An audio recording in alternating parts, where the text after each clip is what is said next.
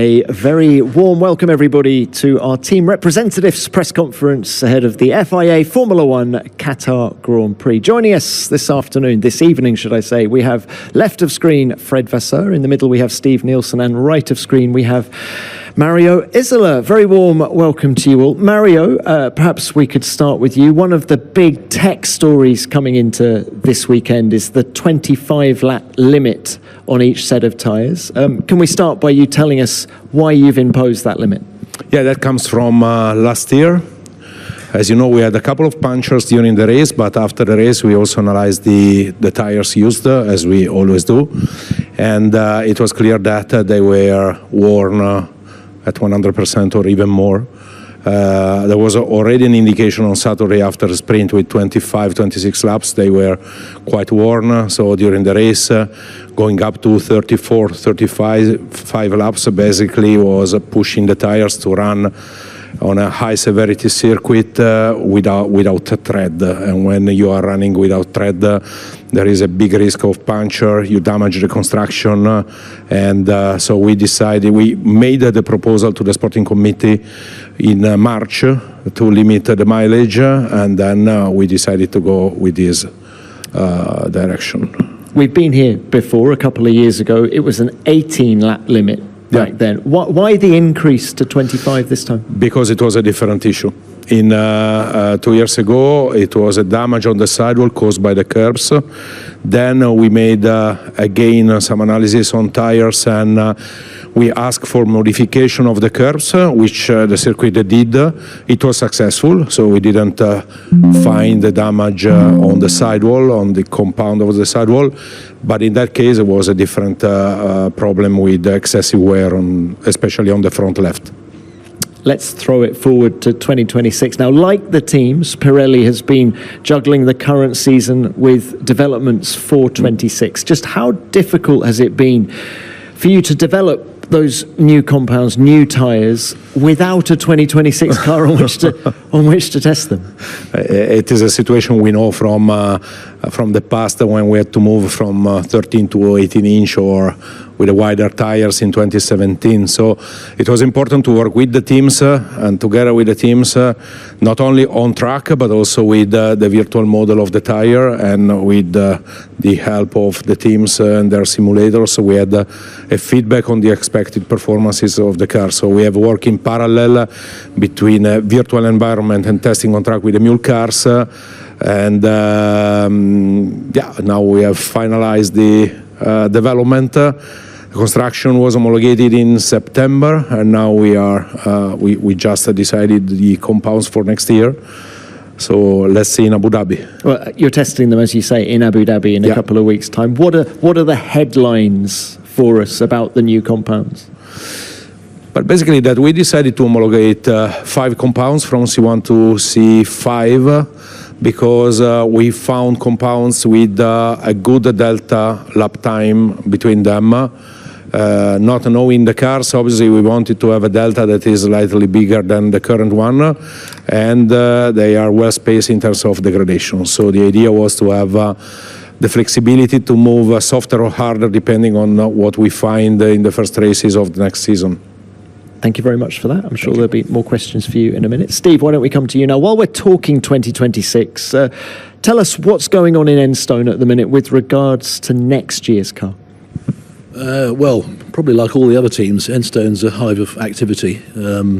If you go in all the departments, all you'll see is parts for next year's car, chassis and gearboxes and all sorts of stuff. So I think we're about to go into, certainly in my memory, what is one of the shortest winter breaks. Somebody told me yesterday that from the checker flag in Abu Dhabi to the first time our car goes on the track is 36 days, and that includes the compulsory winter shutdown. So work that would normally have taken place over 2 or 3 months has been compressed into literally 4 weeks.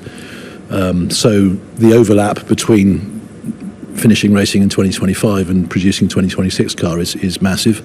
And we are racing, of course, here this year, but Endstone is completely on 2026 and has been for some time. Understand that, but how important is it to end this 25 season with a bit of positive momentum. We've actually seen a couple of, an upswing, should I say, in performance at the last couple of races. Has that been track specific, or have you found something with the car? I think it's a combination of quite a few things, honestly. I mean, it's an upswing because the bar's set pretty low, unfortunately, for us recently, which is not great. It's not where we want to be.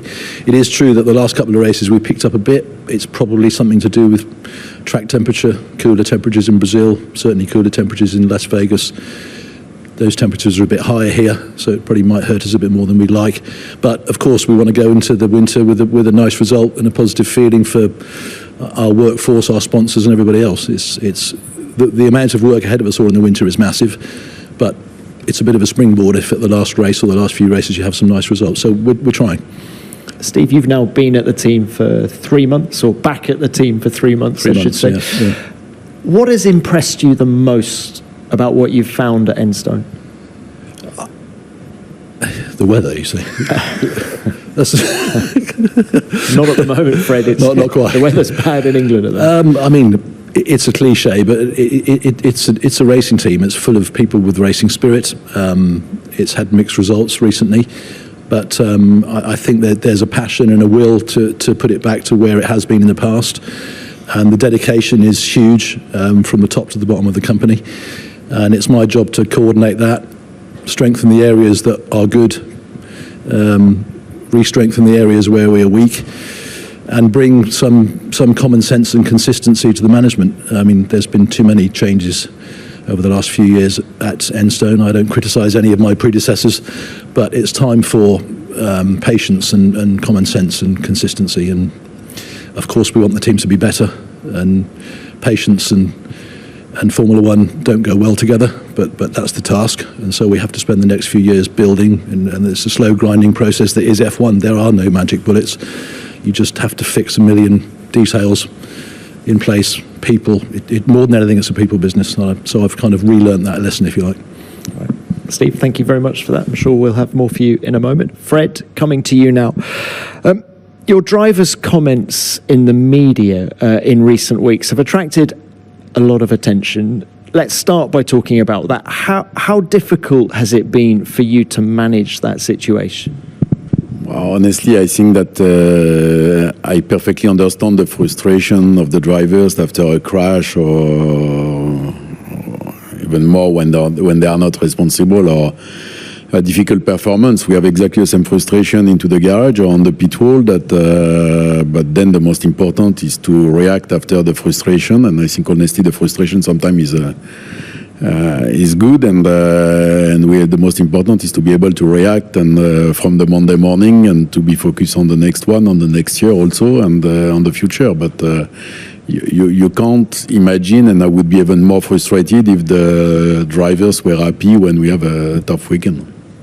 But when you've discussed it with the drivers and the attention they're bringing to the team in that way, I mean, how did those conversations go? Were they apologetic, or what did they say? No, I don't think that we went so far away. It was not a drama. That honestly, that my two drivers, they are like they are, and I perfectly accept this, and I'm fully aligned with this frustration that we have exactly the same on the pit wall. You know that it's when you have the crash in Brazil and Charles is out of the race because Piastri and Antonelli are crashing together. That for sure that you have a huge frustration.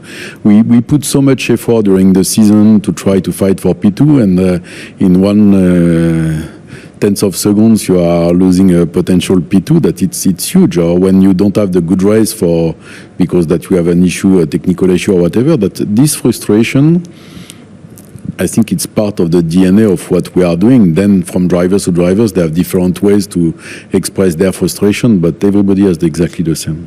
I mean, you're 53 points behind Mercedes, 13 behind Red Bull. Let's talk about that Constructors' Championship battle. How do you see it playing out over these last couple of weekends? Well, I would prefer to be P2 with points, some points ahead of the others, but honestly, I'm not paying attention to this gap.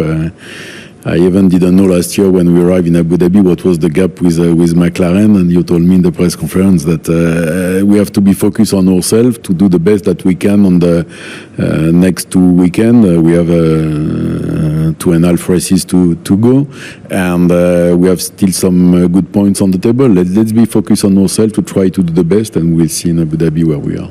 Fred, final one from me. This is the last time you're going to be in a press conference this year.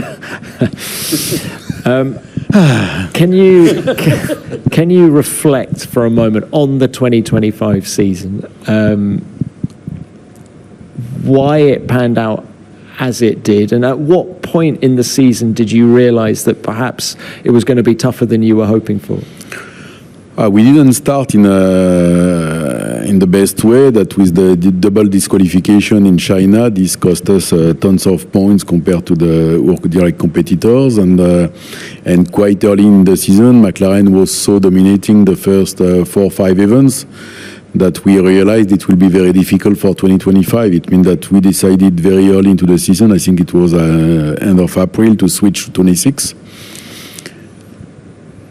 It was a tough call, and perhaps I also underestimate a little bit the call on the psychological side, because then when you have still 20 races to go or 18 races to go, and you know that you won't bring any aero development, it's quite tough to manage psychologically, and but overall we continue to push that. We brought some mechanical upgrades, that we are trying to do a better job on operation, and this is the DNA of our sport. But no, we have to accept this. It was a call. I think it was. I'm still confident with the call that we did, and it's okay. Now let's fight for P2 with these conditions. All right. Thanks all for that. Let's now open this to the floor. Where are we going to go first? Yeah, Stu. Stuart Codling, Autosport. Question for Mario. You said 5 compounds for 2026. That means the C6 experiment is over. Could you explain in a little more detail the thought process behind dropping the C6 and not progressing with that idea? Because it's one of those things that seemed like a good idea at the time. Yeah, simply because the C6 that we found was too close to the C5, and we already saw this year that when they are so close and there is no clear difference, it's a little bit useless to bring both. So homologating the C6 was an automatic way to skip one level. That means C3, C4, C5 or C3, C4, C6. At that point, it's useless to have an extra compound. So we will continue to look for a C6 for 2027 as soon as we have an idea on the performance of the cars next year. And obviously next year we can test with the current cars, with the proper cars, and we will have a better feedback. Thank you, Mario. Right, next. Leonid Kluv, Grande Premio. Question to Steve and Fred. Adrian Newey was, of course, confirmed as team principal for 2026. How does it change the dynamics and collaboration between you guys, between team principals? Thank you. Do you want me to go? Honestly, not at all, I don't think. As Fred's already said, I think we're quite inward looking. We have the structure we have for our own reasons. I'm sure other people have different structures for their own reasons. But in terms of interaction, I think that was your question. I don't think it changes anything for us, honestly. Nothing to add. All right, next. Diletta Colombo, Automoto. A question for Fred. You mentioned before how tough this season has been for your team, but are there any positives to take from 2025? Yes, you have always positive, and even in a tough season, I think we had a decent recovery in terms of performance, that we were back on the podium. Mexico, Austin, I would say Sao Paulo, we are not far away. That it means that we were on the right way. It's good for the team, at least for the psychological side, and you always improve a little bit everywhere in every single area. Is the best preparation for 2026. But the most important of this call that you said that we did is that we agreed quite early that we will put a maximum of energy on the future. It means that this is then we have to react as a team, that to even when you have tough weekend, to come back Monday morning at the factory and to continue to push and to develop and to work all together. And I think that this. I understood the question from Tom, but honestly, that we had a a good reaction to tough session, to tough weekends, and let's see next year if we did a good job this season also. Okay, thank you. We're next. Ian, please. Yep. Thank you, Tom. Ian Parks, Racing News 365. Another question for you, Fred. Looking at Lewis specifically, it's obviously been a very difficult year for him, as we all know. But positively, what has he brought to the team that's had a good impact? And additionally, what do you want to see more from him going forward into next season that will add to that team going forward? Well, the season was difficult, and I think it's a mathematical that it's a constatation, it's not a feeling. But what the most important is the reaction. The most important is the energy that you are putting to push the team and again to try to understand what are the issues, to fix the issues, and it's details by details. For sure, we knew that it will be difficult from the first quarter of the season, but at the end of the day, I think when we had podiums in a row 1 month ago, I think it's the job of everybody. It's not the job of one driver or one engineer. It's the job of 1,500 people at the factory, from the 2 drivers, from all the engineers. And collectively, the reaction was good. And Lewis is part of the reaction for sure. Okay, thank you, Fred. Next. Jack Smith, Motorsport Monday, motorsportweek.com. A question for Steve. Before Franco was confirmed for next season, one of the things he told us in Mexico was that he feels that he could prove himself by being in a pre-season situation for the first time, having not done that with either you or Williams. Aside from what you feel that he can offer on track in race conditions, what do you think that he can offer the team in terms of development of the 26 car in next year's pre-season testing? Well, tricky to answer because I'm not sure what we're going to face in 2026 pre-season testing yet. The car's not on the track. Franco is early in his career. He's learning. He has some weekends where I'm sure he would look back and maybe do things differently, and other weekends which are more successful. But it's learning. It's like learning anything for the first time. And he's on that journey, and we're going to help him with that. But specifically to identify what issues we may have pre-season 2026, I don't know the answer yet. I'm not sure anybody does. Okay, thank you. Next one. Yep, front. Gianluigi Paolucci, F1 in Generale. Question for Fred. Did you expect this kind of performance you had in FP1 here? Well, I think we don't have to pay too much attention to the FP1, and this is true from the beginning of the season on every single event.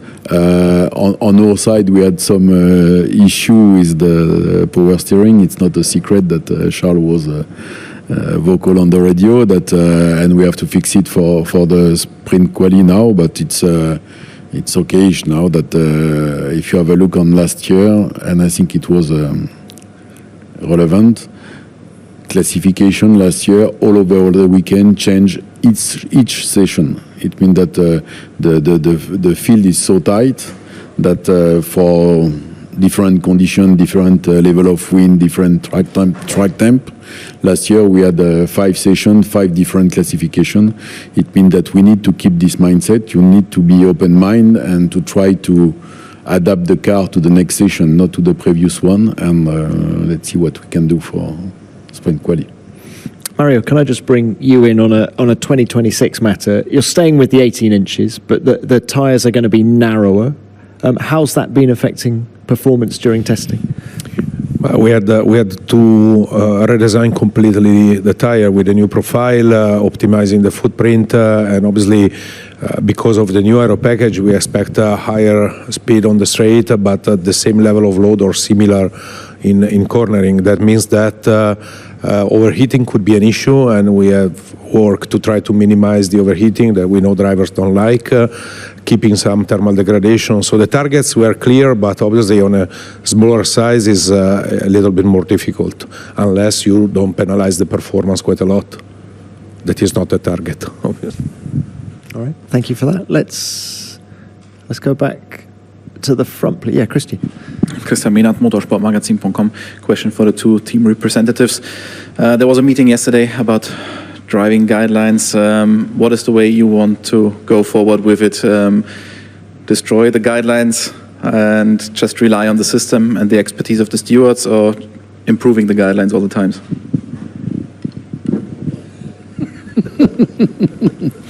Yeah, I think we are all a bit schizophrenic. We want to have consistency. It means that in this case you need to have guidelines and to follow the guidelines, but at one stage we want also to introduce a human factor able to judge. It means that to not follow the guidelines at one stage, that situation is becoming difficult. This is coming, I think, compared to the past, also from the fact that the field is closer probably, and that we have more often this kind of situation. But I think to keep a human factor into the decision makes sense, because it's not because that you have the wheel nut 1 millimeter in front of the mirror or below the mirror that, you know, for the drivers it's very difficult to first to assess if they have the front axle in front of the mirror or not. It's honestly quite impossible when you are into the car, and at the end of the day, that to have a human factor, for me it's important, but we have to accept that the decision can be a bit different if it's not just a mathematical approach. Yeah, I'd agree with Fred, honestly. Develop a little bit. Okay. I'd mostly agree with Fred then. No two situations are the same, and as Fred said, there's always going to be a human factor, and I think it's, you know, this is a sport that wants to measure everything to the nth degree and have an exact science, and when you have human judgments involved, there are going to be variations, and I think we just accept that as part of the sport, to be honest. I think there's always going to be differences of opinion. It's not only in this sport, it happens in other sports as well. And I think we trust in the FIA. They got fine people doing it, and, you know, happy with it. Okay, thank you both. Right, back to Ian, please. Ian Parks, Racing News 365. Fred, another question for you. You mentioned earlier that you opted to shut down development at the end of April, and you mentioned you underestimated the psychological impact that had on the team, and it was tough to manage. Just what processes and steps were put in place following that decision to manage that impact, and how much of an impact did it have on the drivers, and has that resulted in their performance as well on track? Yeah, but first, this decision was shared by everybody into the team. That it means that at one stage you have a look on the championship, you say, okay, it would be very difficult to come back on McLaren with the delta pace, the delta points, and you say, okay, let's, at least the resources that we have into the wind tunnel, let's be focused on 26. In the other end, we can still continue to develop the mechanical side and to bring some upgrades on the car, except aero. And it's what we did, and so it was a good exercise, honestly. For sure, the drivers, they were part of this decision, that because they are fully committed on the project, and it's something that we have to share all together, that in this kind of situation you have to act as a team, and it's what we did at this stage of the season. Okay, thank you, Fred. Any more from the floor? Yes, Luke.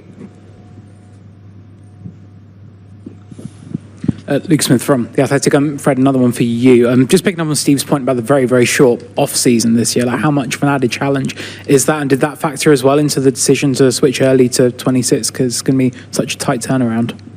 No, because you did the reverse planning from T01, that it means that we have to release everything a bit earlier than what we did last year. For sure, that the fact that you have now the mandatory shutdown in Christmas, it's good for us and for the family, but it's we just have to anticipate everything by 10 days. But the exercise is the same. It's just, I think, more for track operation that it's difficult, because that it's not after the checkered flag. That it means that the week after the checkered flag, we have still the test in Bahrain, in Abu Dhabi, and it means that it's not 36 days, it's 7 days less. No, for them, and when I say this, I'm not speaking about me or the drivers.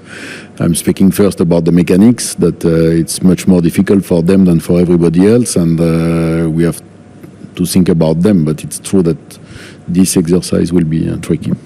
Fred, Steve, can we expand on that? You talk about it being tough on the mechanics. Of course, there's no test team anymore in Formula One. It's going to be the race teams that are going to be testing the cars in January at Barcelona. How do you ensure that everyone gets enough rest after what's been a long 24 race season? Well, you have to forward plan, as I think Fred just said. You can't wait till the checkered flag and then decide what you're going to do. So we've been looking at that sort of stuff, staff rotation and stuff, months out, in order to make sure that we've got the workforce available to build cars and go testing. We're building next year's car in December. I've never known that before, so it's a completely different way of looking at it. But that work and scheduling starts months before. Yes, it's true that during the racing season you can imagine to have a kind of rotation. For the test we'll have to bring everybody because we'll have probably some night shift also. That means that all the mechanics will be in Barcelona and Bahrain. Let's think about them, what we can do to give them some free time during the sessions and keep in mind that we are doing the best job of the world. Good point. Okay, any more from... Yeah, we're back to Ian. Yeah. Ian Parks, Racing News 365. Mario, Tom mentioned earlier that quite obviously next year's tyres, they've not had the 26 car on which to run. What plans are in place for next season to get a better understanding of how the tyres are interacting with the cars? Are there any plans in place? How quickly can you react should changes need to be made? Next year we have the usual plan of 40 days with all the teams. The plan has been already defined and shared with the teams. So the point is that for sure we cannot change the allocation for the first 5 races. We are producing the tires for all the pre-season tests, and also logistics is a nightmare also for us because we had to start the production as soon as possible to supply the tires to the pre-season tests that are not only 3 days but 9, plus the first 5 races that are overseas.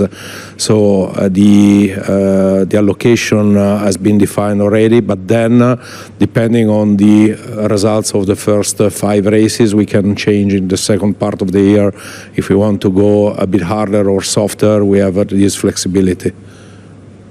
Okay, thank you for that. Any more? If there are no more, we will leave it there. Gentlemen, thank you very much. Best of luck for the rest of the weekend. Thank you.